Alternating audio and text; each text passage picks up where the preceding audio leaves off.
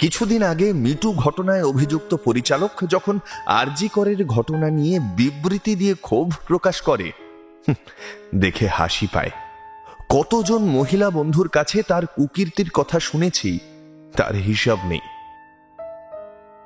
যত দিন যাচ্ছে সমাজের উপর থেকে সমস্ত বিশ্বাস ভরসা উঠে যাচ্ছে। সত্যি বলতে কি, যতই প্রতিবাদ মিছিল মিটিং আন্দোলন হোক না কেন, আদৌ আসল অপরাধীর নাগাল কেউ পাবে কি না তাই নিয়েই আমার মনে যথেষ্ট সন্দেহ রয়েছে। সামনেই পুজো, মানুষ কিছুদিন পর আবার ব্যস্ত হয়ে যাবে নিজের জীবনে। কিন্তু যার মেয়ে চলে গেল তার তো গেলই, সঙ্গে সেই সব বাবা মার মনের সাহসও চলে গেল যারা নিজের মেয়েকে স্বাধীনভাবে বড় করে তোলার স্বপ্ন দেখেছিলেন।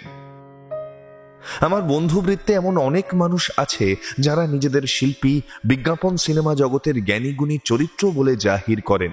কথায় কথায় মানুষের মেধা, শিক্ষা, বাচন ভঙ্গিকে সমালোচনা করেন। তারা কিন্তু অনেকেই চুপ করে গিয়েছে। আসলে জল মাপতে চাইছে বোধহয়।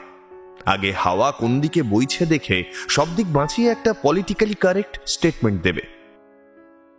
সময় এসেছে, এদের থেকে সাবধান হন। এরা দারুণ সুযোগ সন্ধানী। আরজি করের ঘটনায় অনেকেই প্রশ্ন তুলছেন, সরকারি হাসপাতালে এমন ঘটনা কি করে ঘটল?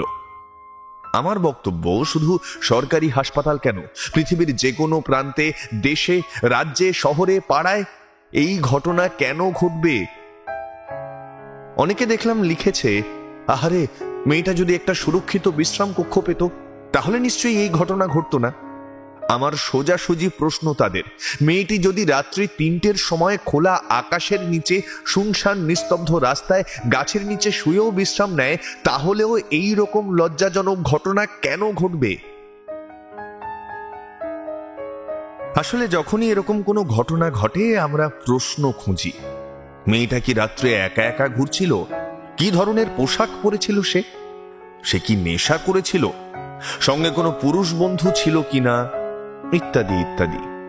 কিন্তু কেউ একবারও ভাবে না দোষটা ছেলেগুলোর বা ছেলেটার, ওই জানোয়ারগুলো বা জানোয়ারটার, যার বা যাদের শিক্ষা সংযমের অভাবে এই ঘৃণ্য, জঘন্য, নোংরা ঘটনা ঘটেছে। অন্যায়টা প্রতিষ্ঠানের প্রশাসনিক ব্যর্থতার। এটার ন্যায়যুক্ত বিচার হওয়া উচিত অ্যাট এনি কস্ট।